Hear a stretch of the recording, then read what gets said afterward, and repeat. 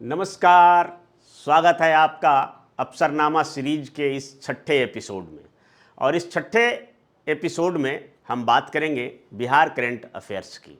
जैसा कि आप पांचवें एपिसोड में देखा होगा कि किस तरह से हमने बिहार से पूछे जाने वाले काफ़ी बहुमूल्य और काफ़ी इम्पोर्टेंट एमसीक्यू पर चर्चा किया था और ऑब्जेक्टिव प्रश्नों को सॉल्व कराया था।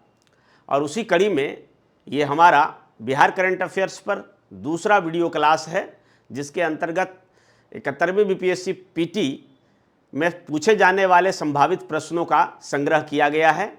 और इस क्लास को यदि आप करते हैं तो निश्चित तौर पर आपका जो तैयारी है उसको सशक्त बनाने में काफ़ी मददगार सिद्ध होगा। तो आइए हम अफसरनामा सीरीज के छठे एपिसोड में बिहार करंट अफेयर्स पर चर्चा करते हैं, जो बीपीएससी पीटी के लिए समर्पित होगा। तो पहला जो प्रश्न है, बिहार के उत्तर बिहार ग्रामीण बैंक तथा दक्षिण बिहार ग्रामीण बैंक का विलय हो गया है, यानी दोनों को मिला के एक कर दिया गया है। ठीक है, नॉर्थ बिहार ग्रामीण बैंक और दक्षिण बिहार ग्रामीण बैंक, और दोनों को मिला के कौन सा बैंक बनाया गया है? तो दोनों को मिलाकर बिहार ग्रामीण बैंक कर दिया गया है। ठीक है, अब सवाल उठता है कि इसके प्रयोजक बैंक कौन से होंगे। आपको बता दूं कि जो भी ग्रामीण बैंक हैं, कुछ समय पहले, आज से 10-15 साल पहले कई ग्रामीण बैंक हुआ करते थे। मुंगेर क्षेत्रीय, भागलपुर क्षेत्रीय, रोहतास क्षेत्रीय, ठीक है, ऐसे जो है कई थे, 8-10 थे। बाद में क्या हुआ कि सरकार ने उसको डिसीजन लेते हुए बिहार में मात्र 2 कर दिया, उत्तर बिहार ग्रामीण बैंक और दक्षिण बिहार ग्रामीण बैंक। और पहले जो है सभी ग्रामीण बैंक के अलग अलग प्रयोजक होते थे।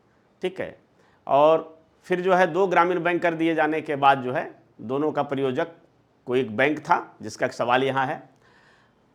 अब सवाल उठता है कि जो एकीकृत हो गया है पूरे बिहार के लिए एक ही ग्रामीण बैंक जो रहेगा, तो उसका प्रयोजक कौन होगा?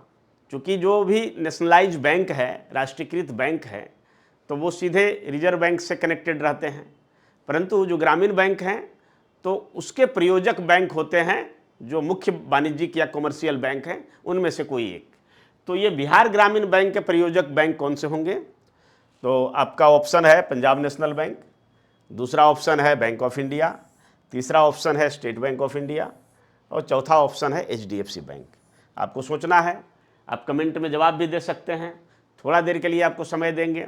और बैंकिंग प्रणाली से मैंने जैसा कि बताया है अफसरनामा सीरीज के दूसरे वीडियो में मैंने बताया था इम्पोर्टेंट चैप्टर के अंतर्गत कि फाइनेंस एंड बैंकिंग से काफ़ी सवाल पूछे जाते हैं। यूँ तो पूरे इकोनॉमिक्स मिलाकर 10 सवाल रह सकते हैं बीपीएससी में।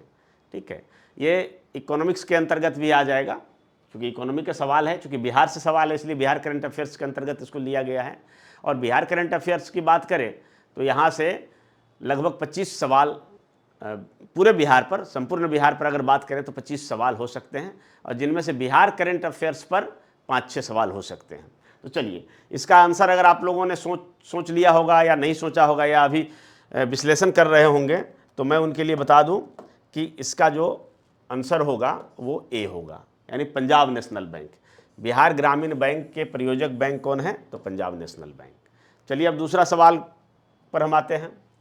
बिहार के समस्तीपुर जिला के युवा क्रिकेटर, युवा सनसनी वैभव सूर्यवंशी, नाम आप लोगों ने सुना होगा, काफ़ी चर्चा में है वैभव सूर्यवंशी।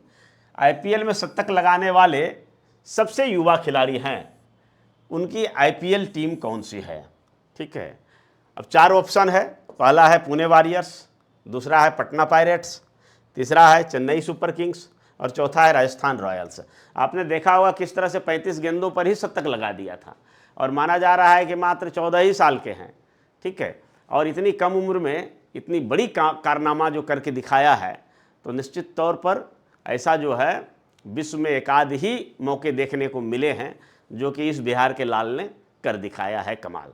ठीक है, तो इसका आंसर आपको सोचना है कि ये आईपीएल की कौन सी टीम से खेलते हैं, कौन सी टीम से, आईपीएल की कौन सी टीम से खेलते हैं। पुणे वॉरियर होगा, पटना पायरेट्स होगा, चेन्नई सुपर किंग्स होगा, या राजस्थान रॉयल्स होगा।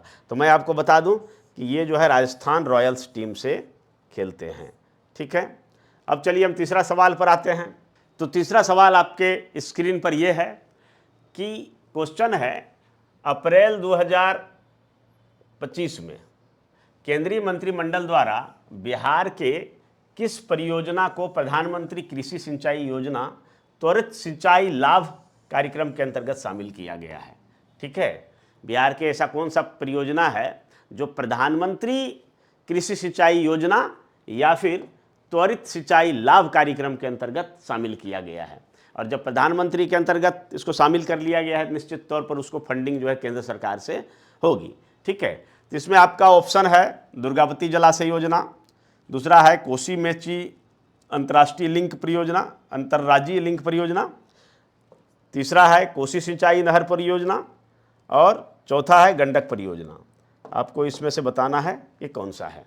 ठीक है, तो आप सोचिए ज़रा और समझिए कि कौन सा होगा। हाल ही में अगर करंट अफेयर्स पर नज़र डालेंगे, हालांकि मैं बिहार करंट अफेयर्स पर भी चर्चा करूंगा, पूरा संपूर्ण जो है जितना भी बिहार करंट अफेयर्स से बन सकते हैं सवाल, तो उतना सभी पर लगभग 100-150 सवाल का संग्रह आपके समक्ष लाऊंगा। चूँकि जो MCQ सवाल है उसको हल कराने में थोड़ा समय लगता है, उसको बनाने में भी समय लगता है, और वो जो होगा तो वो मैं एक साथ करा दूंगा। परंतु यहाँ आपको सोचने वाली बात है कि अप्रैल 2024-25 में केंद्रीय मंत्रिमंडल द्वारा बिहार के किस परियोजना को प्रधानमंत्री कृषि सिंचाई योजना त्वरित सिंचाई लाभ कार्यक्रम के अंतर्गत शामिल किया गया। तो इसका जो आंसर होगा वो होगा कोसी मेची अंतर्राज्यीय लिंक परियोजना। जैसा कि आप जानते हैं कि नदी जोड़ो योजना, ठीक है, कई बार ऐसा देखा गया है कि कुछ नदियों में बाढ़ की स्थिति है और कुछ नदी जो है सूखे की स्थिति को झेल रहा है। तो ऐसे में अगर नदियों को जोड़ दिया जाए तो एक तरफ बाढ़ की स्थिति का समाधान हो जाएगा, वहीं दूसरी तरफ सूखे की स्थिति का भी समाधान हो जाएगा। तो ऐसे में कोसी मेची अंतर्राष्ट्रीय लिंक परियोजना भारत के उन तमाम सारे नदियों को जोड़ने वाली परियोजना में शामिल है जिसमें कि इन समस्याओं का, बाढ़ और सूखा की समस्याओं का निजात देना है। तो इसमें कोसी मेची अंतर्राज्यीय लिंक परियोजना, आप इसमें इसका आंसर होगा बी। अब चलिए नेक्स्ट सवाल पर चलते हैं। तो अगला सवाल है बिहार का पहला परमाणु ऊर्जा कार्यक्रम, बिहार का पहला परमाणु ऊर्जा संयंत्र कहाँ स्थापित किया जाएगा? पहला परमाणु ऊर्जा संयंत्र कहाँ स्थापित किया जाएगा?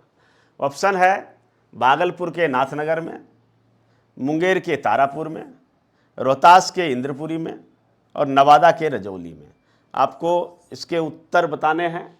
ठीक है, A, B, C। आप यहाँ पर मैंने नंबरिंग नहीं दिया है, लेकिन ये A है, B, C, D। इसको अपने से आप अंडरस्टूड कर लीजिए कि कहाँ पर स्थित है। ठीक है, तो भागलपुर के नाथनगर में, मुंगेर के तारापुर में, रोहतास के इंद्रपुरी में, ये 3 ऑप्शन गलत है। ठीक है, तो कहाँ होगा? नवादा के रजौली में। नवादा के रजौली में बिहार का पहला परमाणु संयंत्र, ठीक है, यानी एटॉमिक पावर न्यूक्लियर जो होता है, न्यूक्लियर पावर प्लांट जो होता है, उसको स्थापित किया गया है। ठीक है, चलिए अब नेक्स्ट सवाल पर चलते हैं। हाल ही में बिहार में युवा आयोग के गठन के पीछे क्या उद्देश्य थे? हाल ही में बिहार सरकार द्वारा युवा आयोग, यूथ कमीशन का गठन किया गया है। इसके पीछे क्या उद्देश्य थे? अब देखिए, यहाँ पर हमने 4 सवाल को, 4 ऑप्शन को हमने जो रखा है, इस 4 ऑप्शन में आप समझिए तो आंशिक रूप से सभी सही है। ठीक है, और ऐसे भी सवाल आपको BPSC में पूछे जा सकते हैं जहां आपको लगेगा कि सारे ऑप्शन सही है, और ऐसे में आपको वहां ढूंढना है कि सबसे सटीक और सबसे अधिक जो है इस क्वेश्चन को संपुष्ट करने के लिए सबसे अधिक जो प्रभावी उत्तर है वो कौन सा है, सबसे अधिक सटीक उत्तर कौन सा है। यानी सारे सही है लेकिन इनमें से सबसे ज़्यादा सही कौन सा है, ऐसे भी सवाल पूछे जाते हैं। ठीक है, तो हाल ही में युवा आयोग के गठन के पीछे 4 ऑप्शन मैंने जो दिया है, तो वो है युवाओं के सर्वांगीण विकास, सशक्तिकरण और रोजगार सुनिश्चित करने के लिए। ठीक है, फिर दूसरा है खेल एवं सांस्कृतिक गतिविधियों को बढ़ावा देने के लिए। फिर तीसरा है ऑप्शन C, युवाओं को राष्ट्र प्रेम की भावनाओं से जोड़ने के लिए। और D, यह है युवाओं को स्वास्थ्य के प्रति जागरूक करने के लिए। ठीक है, तो देखिए, अगर आप देखेंगे तो सारा ऑप्शन कहीं ना कहीं युवा आयोग के गठन के पीछे का उद्देश्य रहा होगा, लेकिन परंतु सबसे जो प्रमुख उद्देश्य है वो है युवाओं के सर्वांगीण विकास, सशक्तिकरण और रोजगार सुनिश्चित करने के लिए। ठीक है, और जैसे ही रोजगार, सर्वांगीण विकास मतलब सारा विकास, इसका शिक्षा से लेके पर्सनालिटी डेवलपमेंट, स्किल डेवलपमेंट, हर चीज़ का जब विकास हो जाएगा तो कहीं ना कहीं ये खेल और सांस्कृतिक गतिविधियां भी इससे जुड़ेगा ही जुड़ेगा। युवाओं को राष्ट्र प्रेम की भावना भी का भी विकास होगा। जो पढ़ा लिखा युवा होगा, जो रोजगार सक्षम युवा होगा, ठीक है, उसी में राष्ट्र प्रेम की भावना होगा, वो असामाजिक गतिविधियों में संलिप्त नहीं होगा, ठीक है। उसी प्रकार युवाओं को स्वास्थ्य के प्रति भी जागरूकता बढ़ जाएगी। तो कहीं ना कहीं चारों ऑप्शन आपको सही लग रहा होगा, लेकिन ये 3 ऑप्शन जो है कम सही है और ये ज़्यादा सही है, ठीक है। यानी युवाओं को सर्वांगीण विकास, सशक्तिकरण और रोजगार सुनिश्चित करने के लिए, तो इसका आंसर हो जाएगा ए। अब अगले सवाल पर चलते हैं।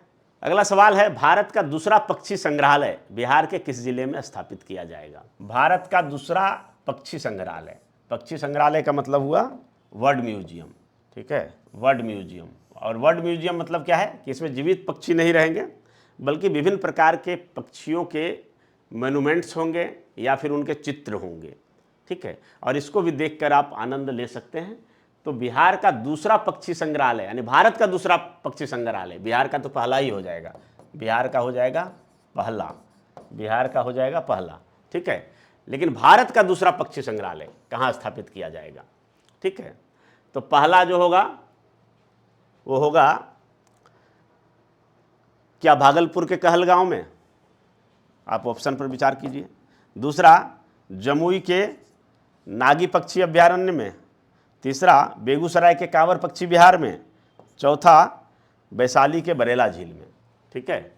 तो इसका सबसे सटीक जो आंसर होगा वो होगा जमुई के नागी पक्षी अभ्यारण्य, ठीक है।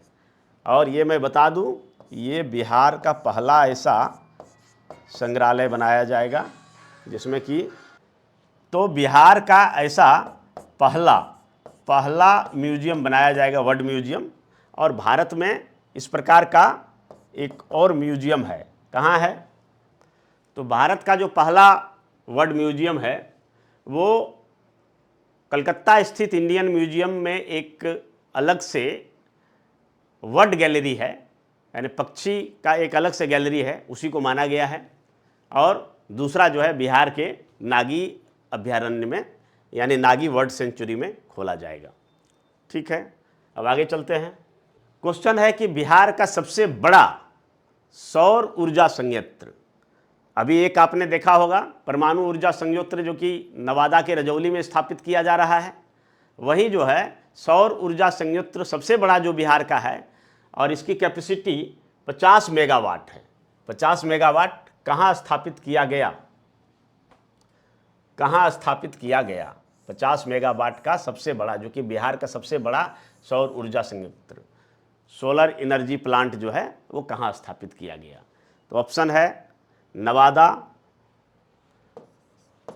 बांका, कैमूर, औरंगाबाद।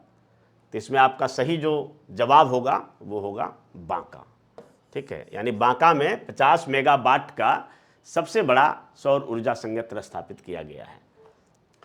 बिहार सरकार द्वारा नया विभाग बनाने से बिहार का 45वां विभाग कौन सा है? यानी बिहार सरकार द्वारा एक नया विभाग बनाया गया है और इससे बिहार सरकार के जो अंतर्गत विभाग है उन विभागों की संख्या बढ़कर 45 हो गई। यानी पहले 44 विभाग था और 44 विभाग के बाद एक और विभाग बना है जिसके कारण इसकी संख्या हो गई 45। तो आपको बताना है ये 45वां विभाग कौन सा है। ऑप्शन है ए खेल विभाग, ऑप्शन है बी वन एवं जलवायु परिवर्तन विभाग, ऑप्शन है सी खाद्य प्रसंस्करण विभाग, ऑप्शन है डी इनोवेशन विभाग, यानी नवोन्मेषी विभाग।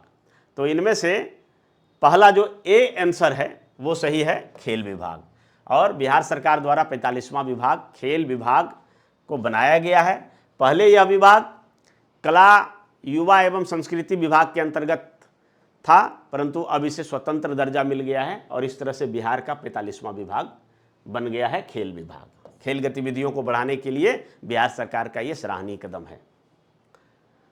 अगला सवाल है कि भारतीय सशस्त्र बलों की सैन्य शक्ति को प्रदर्शित करने वाला 2 दिवसीय उत्सव, यानी पहला शौर्य वेदना उत्सव, पहला शौर्य वेदना उत्सव मार्च 2025 में कहाँ आयोजित किया गया।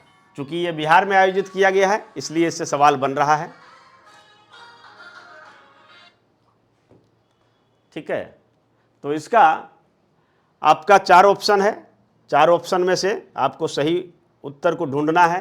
पहला ए छपरा, बी मोतिहारी, सी भागलपुर और D Patna.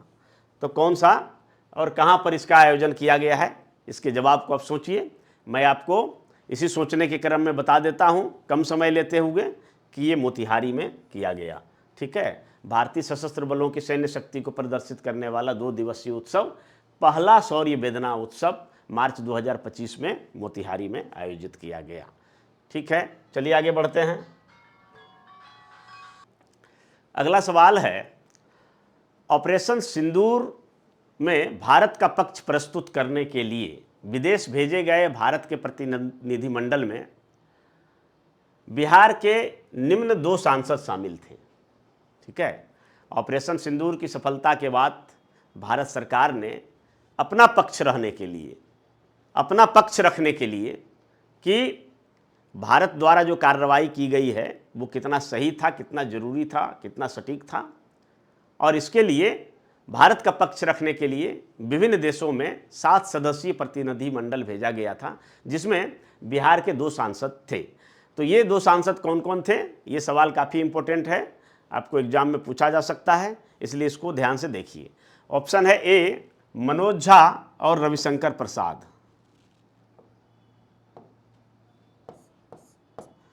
Option B Sanjay Jha और अश्विनी कुमार चौबे, ऑप्शन सी चिराग पासवान और मनोज झा, ऑप्शन डी रविशंकर प्रसाद और संजय झा। ठीक है, ये 4 ऑप्शन है, ये आपके जेहन में होगा, आपने पढ़ा होगा, देखा होगा, सुना होगा, लेकिन ये हम ह्यूमन माइंड का नेचर है कि पढ़ी हुई बातों को हम कुछ दिनों में भूल जाते हैं। ठीक है, तो आप याद कर लीजिए, ऑपरेशन सिंदूर पर भारत का रुख प्रस्तुत करने के लिए विदेश भेजे जाने वाले प्रतिनिधिमंडल में जो 2 सांसद थे वो थे रविशंकर प्रसाद और संजय झा।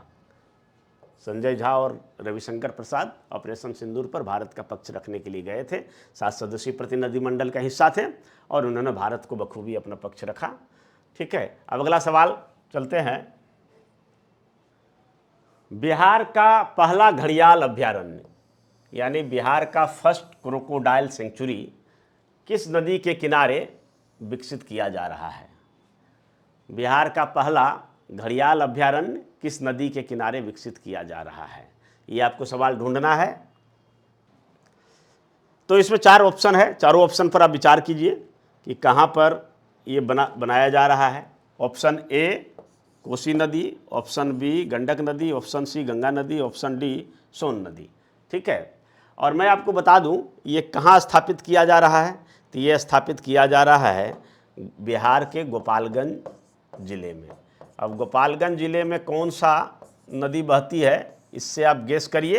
तो आप गेस करने के पश्चात फाइंड आउट करेंगे कि गोपालगंज में गंडक नदी बहती है, इसलिए राइट आंसर होगा बी। ठीक है, गंडक नदी के किनारे गोपालगंज में बिहार का पहला घड़ियाल अभयारण्य अर्थात बिहार का फर्स्ट एलिगेटर सेंचुरी कहाँ स्थापित किया जाएगा, तो ये गंडक नदी के किनारे गोपालगंज में स्थापित किया जाएगा। अब इस सीरीज का अंतिम सवाल पर चलते हैं, जो इस अफसरनामा 6 सीरीज का अंतिम सवाल होगा और वो आपके लिए, और सवाल है बिहार के किन किन जिलों में तारामंडल का निर्माण किया जाएगा। बिहार के किन किन जिलों में तारामंडल का निर्माण किया जाएगा। विदित हो कि बिहार सरकार द्वारा पटना के अतिरिक्त और अन्य जिलों में तारामंडल स्थापित करने का निर्णय लिया गया है। तो कौन कौन से होंगे आपको चुनना होगा। यहाँ आपके लिए हमने कुछ ऑप्शन रखे हैं, पूर्णिया, भागलपुर और गया, पश्चिमी चंपारण, कटिहार और मुंगेर, पूर्वी चंपारण, पूर्णिया और जमुई, गया जी, रोहतास और नालंदा। ठीक है, इन सवालों पर विचार कीजिए और ऐसे ही आप विचार करते करते किसी भी चीज़ का मंथन से जो हमारे अंदर स्टेबिलिटी बनता है ज्ञान का, जो हमारा मेमोरी पावर बूस्टअप होता है, वो काफ़ी महत्वपूर्ण होता है। और इसलिए मैं कहता हूँ कि करंट अफेयर्स की तैयारी करना है तो उसमें रिवीजन का बहुत बड़ा रोल होता है, क्योंकि करंट अफेयर्स में नई नई चीज़ें आती है और नई चीज़ें जितनी जल्दी हमारे जेहन के में आती है और उतनी ही जल्दी निकल जाती है, और हम रोज़मर्रा के कार्यक्रम में अलग अलग कार्यों में जुड़ जाते हैं, जिसके कारण से हम कुछ दिन बाद ही भूल जाते हैं। इवन कि वह घटना भी याद नहीं रहता है कि क्या हुआ होगा। रोज़ हम पेपर में पढ़ते हैं, समाचार पत्र में पढ़ते हैं, टीवी में देखते हैं, रेडियो में समाचार सुनते हैं, परंतु क्या है कि कुछ दिन के बाद भूल जाते हैं। तो उसको याद रखने का एक ही तरीका है, अब वो है रिवीजन। रिवीजन कैसे है कि जैसे ही आपने रात में कोई समाचार सुना या देखा टीवी में, तो अगले दिन उसको न्यूज़पेपर में पढ़िए, और न्यूज़पेपर में पढ़िए तो उसको अंडरलाइन करते जाइए। अब उनमें से कुछ चीज़ों को आप कॉपी में अपने नोटबुक में राइट डाउन करिए, और उसके बाद क्या करना है कि जब मंथली मैगजीन आता है तो उसमें पढ़ना है। आपने जो नोट्स बनाया उसको रखना है, पेपर का कटिंग वगैरह या फिर अपने नोटबुक में रखना है, ठीक है। और उसके बाद एग्ज़ाम के समय में एक काफ़ी इंटेंसिव रिवीजन करना है। तो जब तक किसी चीज़ को 3-4 बार रिवीजन नहीं करेंगे, भूलना स्वाभाविक है। और करेंट अफेयर्स तो बिल्कुल ही भूलेंगे। और बिहार का करेंट अफेयर्स जो अन्य कई जगह आजकल तो कई पब्लिकेशन वाले किताब भी निकालने लगे हैं। हम लोग के ज़माने में कोई पब्लिकेशंस नहीं होता था, और वैसे ही समाचार पत्र पढ़ते थे, रेडियो वगैरह सुनते थे, उसी से याद रहता था, और उसी के आधार पर हम अपना सवाल का जवाब सही करते थे, ठीक है। तो आपको क्या करना है, रिवीजन करना है, बार बार रिवीजन करना है। तो पेपर पढ़ने का तो अब समय नहीं रहा है 71वीं बीपीएससी के लिए, परंतु जो पीछे का जो भी संग्रह है आपने नोट किया होगा तो उसको देखें। अगर वो भी नहीं नोट किया होगा तो आप बिहार से संबंधित जो करंट अफेयर्स है उसके लिए आप विभिन्न पब्लिकेशन का बुक्स में आप देख सकते हैं। हमारे इस अफसरनामा सीरीज को भी आप फॉलो कर सकते हैं। यहाँ पर बिहार करंट अफेयर से लगभग 200-250 प्रश्न आपको सॉल्व करा दिए जाएंगे। तो चलिए अंत में इसका जो है जवाब लेते हैं, और वो है पूर्वी चंपारण, पूर्णिया और जमुई, ऑप्शन सी। इसका सही ऑप्शन है C. A B C D 4 option था, तो सही ऑप्शन है सी, यानी पूर्वी चंपारण, पूर्णिया और जमुई। पूर्वी चंपारण, पूर्णिया और जमुई में एक एक तारामंडल बनाया जाएगा। ये बिहार सरकार का डिसीजन है, ठीक है। और इससे जो है पटना के अतिरिक्त भी तारामंडल देखने को आपको मिल जाएंगे, ठीक है। तो ये आपका सवाल था। चलिए करंट अफेयर्स का जो इससे पहले हमारा अफसरनामा सीरीज का 5वां जो एपिसोड था उसका वीडियो हम इसके डिस्क्रिप्शन लिंक में डाल देंगे, और उसे आप ज़रूर देखिएगा। और इसी तरह से अभी हम 3-4 सीरीज करंट अफेयर्स पर चर्चा करेंगे, और इसमें बिहार करंट अफेयर्स पर ज़्यादा मुख्य रूप से फोकस रहेगा। तो मिलते हैं जल्द ही अगले क्लास में। धन्यवाद। जय हिंद।